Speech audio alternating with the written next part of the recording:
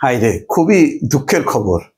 কি হলো এনসিপি নেতাদের, তাও আবার সেই আক্তার হোসেন এবং তাসনিম যারা নিউ ইয়র্ক এয়ারপোর্টে তো তারা হেনস্থা হয়েছে, সেটা আপনারা দেখেছেন, এটা ছিল বহুল আলোচিত। বাংলাদেশে আসার পর তারা এখন অন্যরকম আবার হেনস্থার শিকার হইলেন, অন্যরকম।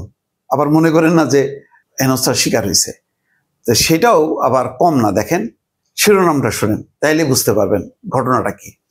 সাংবাদিকদের সঙ্গে এনসিপির নেতাকর্মীদের দুর্ব্যবহার, আক্তার জারার সংবাদ সম্মেলন বর্জন।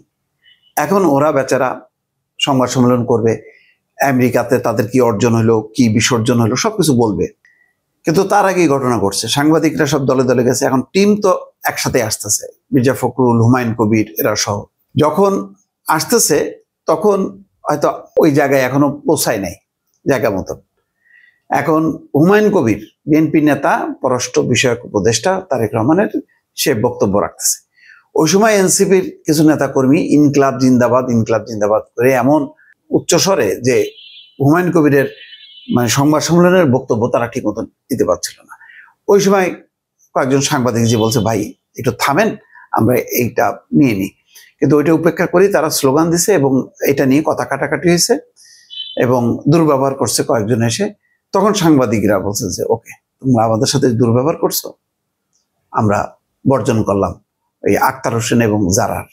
এখন দেখেন, বিএনপিরটা বর্জন হইল না, জামাতেরটা বর্জন হইল না, পড়বি তো পড় মালির ঘাড়ে সেই আক্তার হোসেন আর যারা যারা বারবার সেই আমেরিকায় যে সেই বহুল সেই জেফকে এয়ারপোর্টের ঘটনা দেখেন।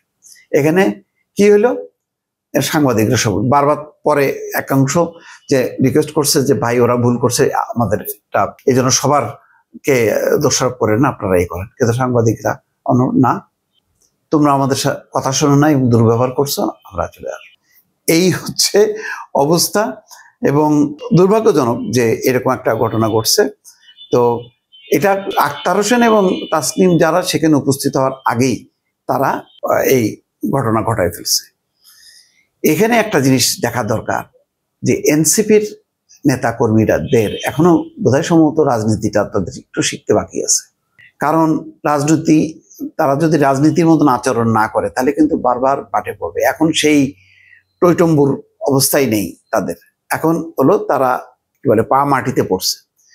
এখন সাংবাদিকরা কিন্তু খুব অপরিহার্য না তাদের কাছে, কিন্তু এনসিপির লাগবে সাংবাদিকদের তাদের বক্তব্য বলার জন্য, প্রচার করার জন্য। তো সুতরাং এখন বুঝে সুঝে যদি তারা আচরণ না করে, সাংবাদিকরা বর্জন করলো, এখন খুব একটা আসবে যাবে, কিচ্ছু আসবে যাবে না। তাদের কাছে তো বড় দুইটা অপশন আছেই, বিএনপি আছে, জামাত আছে। তো তারা কেন এই সমস্ত দখল পোহাইতে যাবে? এইটা সেই জন্য বললাম যে আক্তার হোসেন এবং তাসনিম যারা এনসিপির এই দুই নেতার কপালটাই বোধহয় খারাপ। সেই জেএফকে এয়ারপোর্টে যে দুইজন হয়রানির শিকার হলো, অকথ্য দুর্ব্যবহার, গালি গালাজ, এইটা অবস্থার শিকার হলো। বাংলাদেশে আসার পর সাংবাদিকদের বর্জনের মধ্য দিয়ে তারা আর একটা পরিস্থিতির মধ্যে পড়লো। এটা দুর্ভাগ্য ছাড়া কিছু না। তবে দুর্ভাগ্য তো দুর্ভাগ্যই, এর থেকে যদি কিছু শিক্ষা নিতে পারেন তাহলে ভালো। এনসিপির জন্য আপাতত তো কিছু করার নেই।